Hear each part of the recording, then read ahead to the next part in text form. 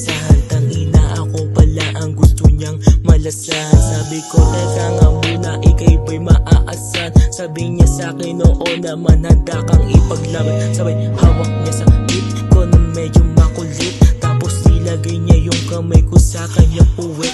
Ako'y biglang napashit habang siya ay wet na wet. Tumalikod siya sa akin, inalog kanyang uwet. Di daw siya nakokontento ng dalawa lang. Gusto niya hinahawakan kanyang balakang.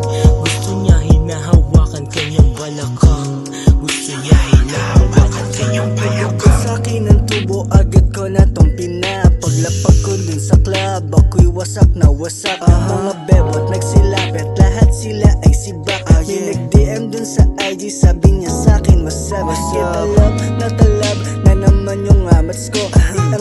Iangat yung alak na dala ko. Kinabukasan tatlong beats katabi. Trip nila na magpakamot ka sa sili ng ate.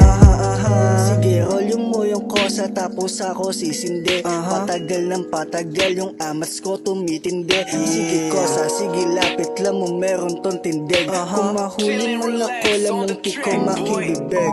Chilero ako tapos ikaw yung nest. Di kita gusto mong ikipanes. Kung kukulit ka pwede mo kong ites. Wala kang panama, ayun ang the best. Wala ditong rest, shota ni Arta kinakinites.